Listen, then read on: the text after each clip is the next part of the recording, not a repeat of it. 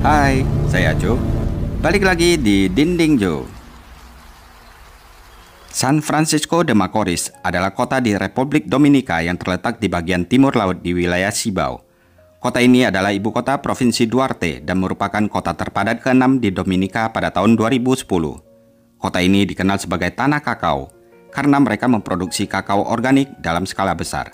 Hal ini membuat Republik Dominika menjadi salah satu produsen biji kakao terbesar di dunia dengan memiliki sekitar 150.000 hektar lahan yang ditanam kakao oleh sekitar 40.000 produsen dengan 36.236 pertanian yang terdaftar resmi.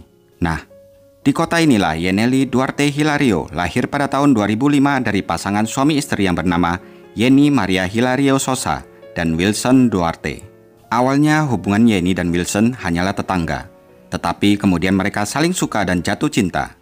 Dengan cepat mereka pun memutuskan untuk menikah dan memiliki anak di usia muda. Meskipun kedatangan putri mereka merupakan berkah yang berharga, mereka berdua menyadari bahwa pernikahan mereka tidak dapat diteruskan. Walaupun begitu, Yeni dan Wilson tetap memprioritaskan kesejahteraan Yenely. Mereka tetap bersahabat dan mengasuh Yenely bersama meski mereka tidak tinggal serumah lagi. Ketika Yenely berusia 4 tahun, kehidupannya berubah. Saat itu, Yeni, ibunya Yenely menemukan peluang kerja di sebuah kota Cotuí yang berjarak hanya sekitar 1 jam dari San Francisco de Macorís. Selama waktu ini, Wilson makin rajin beribadah. Dia telah menemukan ketenangan di dalam agama Kristen. Sebagai seorang single father, dia memutuskan untuk merawat Yenely sendirian, terkadang sambil dibantu oleh ibunya. Yenely kecil ini pun tetap tumbuh dalam kehangatan keluarga. Yenely menjadi anak yang ceria, supel, dan suka tertawa. Sehari-harinya dia sangat suka menari dan sangat tertarik pada hewan. Yeni sebagai ibunya tetap rajin berkunjung menjenguk Yenely. Jadi, Yenely nggak pernah kekurangan kasih sayang dari ayah dan ibunya.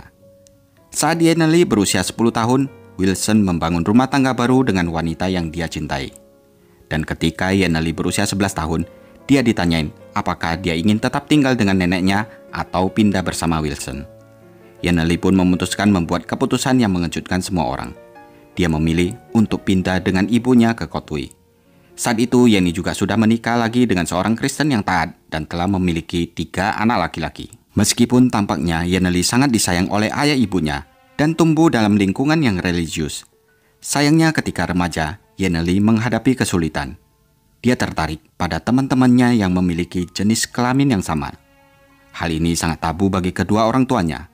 Maka dari itu, Yenely berusaha menyembunyikannya.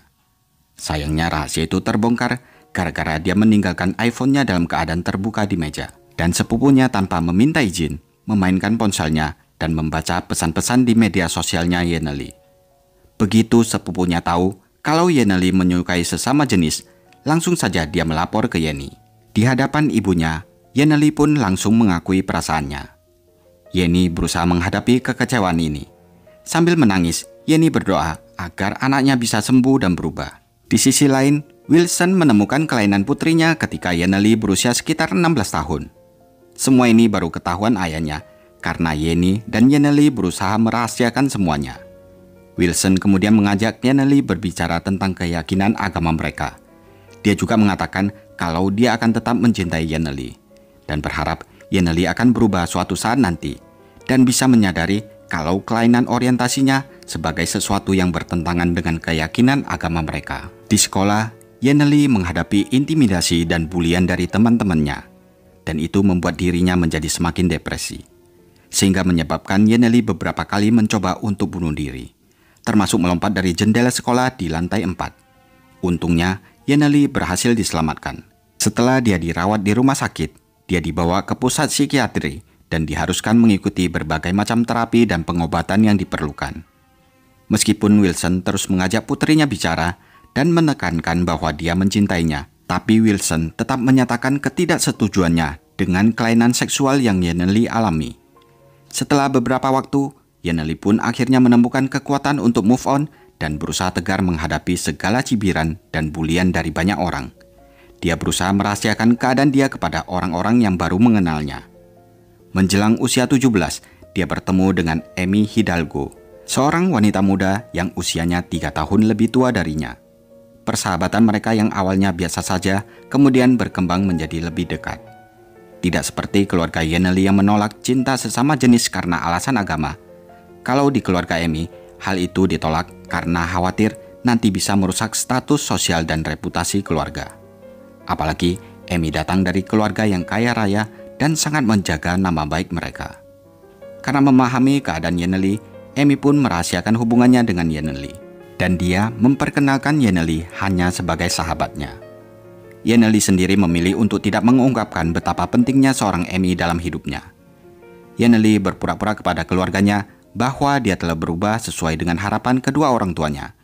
Sementara itu, ayah ibunya terus mendesaknya untuk menjalani hidup yang benar. Mereka mendorong Yeneli untuk mempertimbangkan memiliki keluarga suatu hari nanti, termasuk anak-anak. Jadi, di bawah tekanan besar dari keluarganya, Yeneli berjanji kepada ayahnya bahwa dia akan mencoba menjadi orang yang diinginkan orang tuanya. Yeneli yang awalnya ikut tinggal bareng ibunya di kota Kotui, akhirnya meminta pulang kembali ke rumah neneknya di San Francisco de Macorís.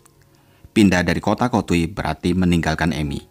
Dan Yeneli emang berniat mengakhiri hubungan mereka. Dia berharap dengan menjauh dari Amy, dia bisa meninggalkan semua gaya hidup yang memalukan dan penuh dosa ini.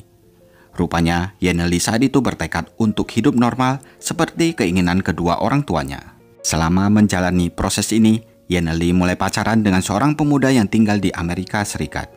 Walaupun hubungan mereka LDR alias pacaran jarak jauh, tapi mereka berbicara setiap hari melalui telepon dan berencana untuk bertemu setelah Yeneli lulus SMA yang hanya beberapa bulan lagi.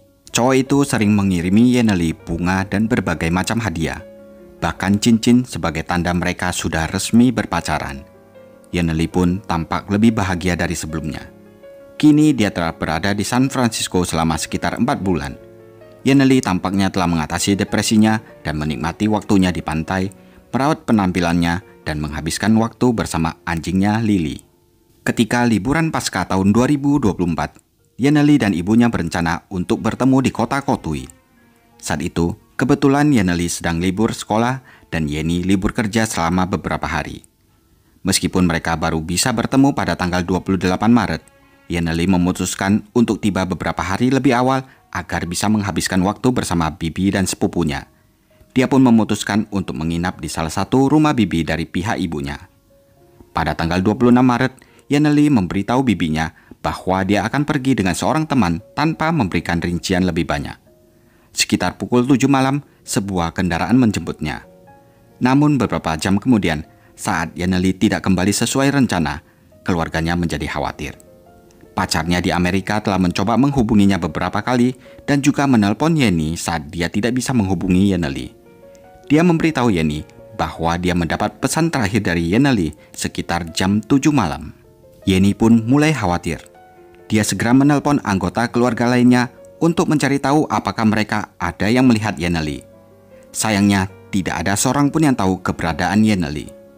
Tetapi banyak yang melapor, Yeneli terlihat pergi keluar dengan seseorang temannya dengan menggunakan mobil truk. Seiring berjalannya waktu, tidak ada tanda-tanda putrinya diketemukan. Kekhawatiran Yeni bertambah pada keesokan paginya, apalagi tanpa komunikasi apapun dari Yeneli. Seorang gadis yang biasanya selalu memegang ponselnya kemanapun dia pergi. Pada pagi hari di tanggal 27 Maret, kecemasan Yeni pun semakin meningkat. Dia menerima berita yang mengkhawatirkan dari salah satu saudara perempuannya. Ada laporan media sosial yang menunjukkan bahwa telah diketemukan tubuh seorang wanita muda sekitar pukul 7 pagi di sebuah ladang. Di tubuh wanita tersebut terlihat jelas tanda-tanda dia habis dilukai dengan menggunakan pisau. Laporan awal hanya menggambarkan penampilan fisik korban melalui lisan. Tetapi setelah foto korban tersebar, salah satu bibinya Yeneli mengenali tato yang ada pada tubuh korban dan menyadari bahwa itu adalah keponakannya. Dia langsung memberitahu Yeni yang tanpa berpikir panjang langsung ngebut ke rumah sakit dan pergi ke kamar mayat untuk memastikan itu anaknya atau bukan. Dan tragisnya, itu emang benar mayat Yeneli. Ibunya pun menangis histeris di sana. Menurut pihak berwenang, Yeneli menderita setidaknya 15 luka dalam di sekujur tubuhnya dengan tanda-tanda cedera parah di lehernya. Tubuhnya disiram bensin yang menunjukkan adanya upaya untuk membakar barang bukti. Dompet, dokumen, dan teleponnya hilang dari tempat kejadian. Laporan otopsi mengungkapkan adanya luka di tangan dan kakinya yang menunjukkan Yeneli telah berjuang untuk mempertahankan hidupnya. Senjata pembunuhan dapat dipastikan 100% berupa pisau. Kini keluarga Yeneli berjuang untuk mengetahui siapa yang bisa melakukan tindakan semengerikan itu terhadap putri mereka. Saat mereka mempersiapkan pemakaman Yeneli, sebuah kejadian mengejutkan terjadi pada tanggal 28 Maret. Seorang wanita muda berjalan ke kantor polisi dan mengaku telah membunuh sahabatnya yang ternyata pernah menjadi pacarnya. Wanita itu tidak lain adalah Emi, mantan pacarnya Yeneli. Dengan ditemani oleh pamannya yang telah mendorongnya untuk menyerahkan diri, Emi mengakui kejahatannya. Di pernyataan awalnya, Emi mengaku telah membunuh Yeneli karena nggak bisa menahan emosi. Dia mengaku kalau dirinya lah yang telah menjemput Yeneli malam itu dengan menggunakan truk ayahnya. Emi mengungkapkan dia menghabisi Yeneli dengan menggunakan kain yang dibasahi amonia untuk membuat Yeneli pingsan. Hal ini dapat dipastikan benar, karena telah ditemukan rekaman CCTV yang menunjukkan Emi telah membeli bahan kimia sebelum kejadian naas itu terjadi.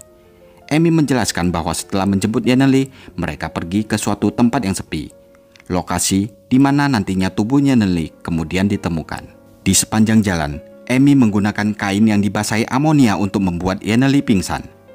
Dan begitu dia tidak sadarkan diri, Emi menghentikan kendaraannya dan melukai Yeneli dengan pisau. Yeneli pun terbangun kesakitan dan mencoba membela diri.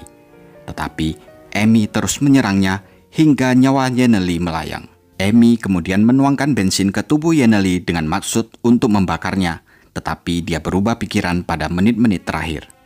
Tanpa diminta, Emi menjelaskan kalau dia hanya bertindak sendirian dan semuanya ini terjadi di tempat kejadian, di mana mayat Yeneli ditemukan. Ketika ditanyai lebih lanjut, Emi menolak untuk memberikan rincian tambahan. Emi bilang dia telah mengakhiri hubungannya dengan Yeneli dan merasa dilecehkan oleh Yeneli yang memintanya terus-terusan untuk berhubungan kembali. Setelah menghabisi Yeneli, Emi pergi ke klinik untuk mengobati luka di tangan, di bahu, dan di jari-jarinya.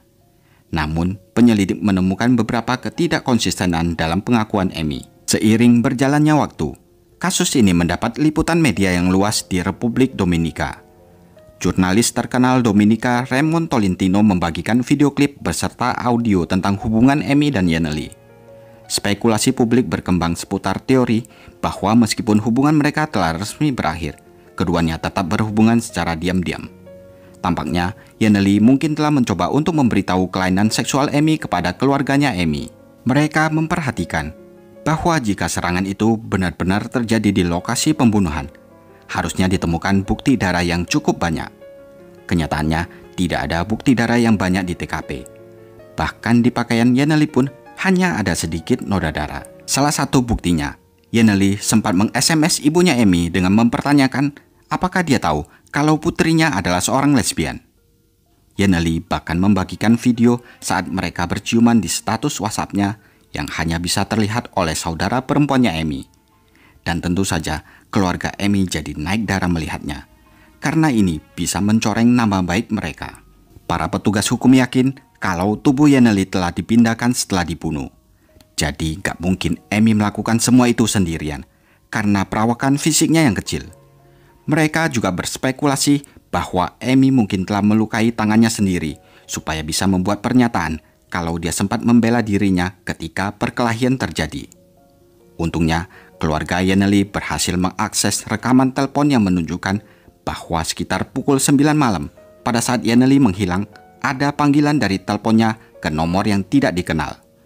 Panggilan ini dilakukan saat Emi berada di rumah sakit dan Yeneli sudah meninggal. Hal ini memperkuat keyakinan keluarga bahwa ada orang lain yang terlibat. Pada tanggal 30 Maret 2024, pengadilan mengeluarkan perintah penahanan selama 3 bulan untuk Emi. Dia akan menjalani hukumannya di Pusat Pemasarakan dan Rehabilitasi Rafael Muer. Kemudian pada tanggal 1 April 2024, Kementerian Publik dan Kepolisian Nasional menggeledah rumah orang tua Emi. Mereka berharap bisa mengungkap bukti yang lebih banyak dan menemukan lokasi pembunuhan yang sebenarnya. Kasus tragis Yeneli telah mengguncang Republik Dominika karena keluarga Yeneli membuat pengakuan kalau mereka telah menekan anak mereka untuk menjadi normal. Soalnya, ketertarikan dengan sesama jenis itu dilarang oleh agama mereka dan ini memicu perdebatan banyak orang. Di sisi lain, keluarga Yenneli percaya bahwa Amy tidak bertindak sendirian. Mereka menduga setelah Yenneli mencoba untuk melaporkan kelainan seksual Amy ke keluarganya Amy dan kakak perempuannya merencanakan dan melaksanakan pembunuhan itu. Kini, para penyelidik mendesak Amy untuk mengaku dan mengungkapkan semua yang terjadi dengan jujur. Wilson telah berjanji untuk memastikan kasus putrinya tidak dilupakan atau diabaikan. Hingga kini, kebenaran sepenuhnya masih belum diketahui dan kemungkinan adanya kaki tangan tambahan masih dipertanyakan. Sementara ini, Amy telah dituduh melakukan pelanggaran pasal 295, 296, 297, 298, 302, 303, 304, 307, 310, dan 311 dari hukum pidana dan pasal 83 dan 86 yang berkaitan dengan pembunuhan berencana, penguntitan, dan membawa senjata secara ilegal. Kejahatan seperti ini biasanya dapat dijatuhi hukuman penjara maksimal 30 tahun penjara. Nah, gimana menurut kalian? Tulis di kolom komentar ya.